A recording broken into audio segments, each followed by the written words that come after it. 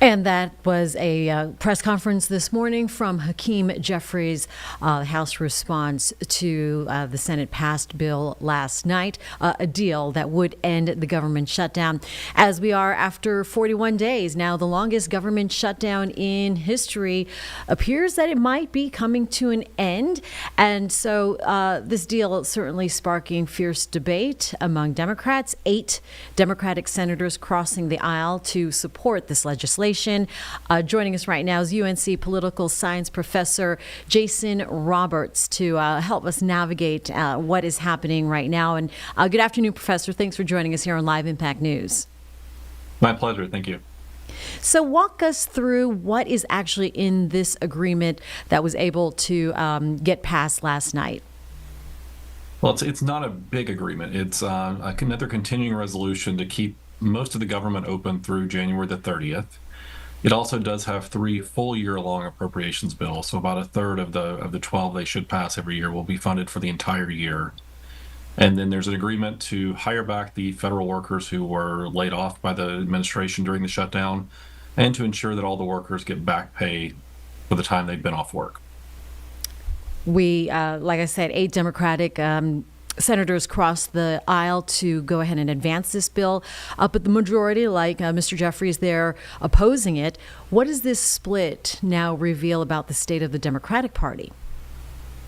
Well, there are just divisions on how much they should be trying to fight the Trump administration versus the more practical realities of governing and what kind of leverage they actually have. Some thought they should hold out longer and try to force the administration and Republicans to give them more things on health care. Just wasn't clear that that was working. And I think a lot of the Democratic senators who we see supporting this deal were hearing from their constituents and others about the shutdown was causing lots of harm throughout the country, and they were just ready to move on. Yeah, the Affordable Care Act tax credits expiring at the end of this year. That seems to be one of the sticking points. Why have Democrats been willing then to keep the government shut down over this particular issue?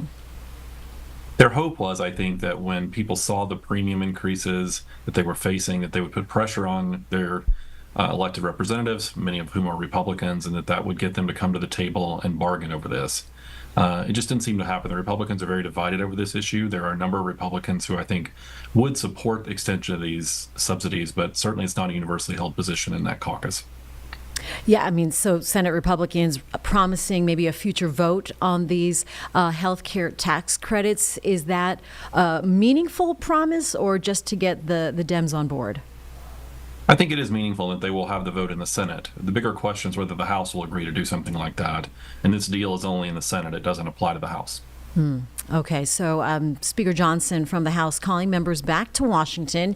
And given that the House hasn't voted since September, what are we to expect from them when they reconvene? It's unclear. I mean, as you point out, the House has been out of session for a record amount of time. This is really unprecedented. The Republicans have an incredibly narrow majority in the House, so they will need almost near unity if they want to pass this on a party line vote. I haven't seen any House Democrats say they will support the deal. So this could be a very much a knife edge result, and I'm sure that Speaker Johnson will be relying on the president to get this bill over the line. We heard from Speaker Johnson this morning. He seems ecstatic about it passing last night, the Senate, and moving back to the House. Mr. Jeffries obviously not happy, and with the 8 Dems also crossing the ranks. What are we to expect if this funding is only through January? We're just kicking the can down the road? Yes, we're just kicking the can down the road, and we'll be fighting about these same things again in January. Oh, boy. All right. What is this latest episode then telling us about Congress and the growth and Americans and our confidence in our politicians and elected leaders? It's just really hard to get things done when you have such narrow majorities and the parties are so divided. They really just are having a hard time working together. And, when the administration and the president are doing things that the minority party finds very controversial and very distasteful, they're really looking for ways to fight. And that's what we're seeing here is the Democrats are just like, how can we find a way to show our base that we're opposing the administration? And that's what we're seeing. All right. So we will be watching here in the coming days and weeks. What should we expect there before the holiday? Assuming this passes on schedule this week, things will go back to normal. Hopefully the air traffic will go back to normal. those individuals will start getting paid, and life should return to normal for most people in the coming weeks. Until at least January 30th. Until at least January 30th. All right, political science professor from UNC, Jason Roberts, thank you so much for your insight and weighing in. Appreciate the time. You're welcome. It's my pleasure.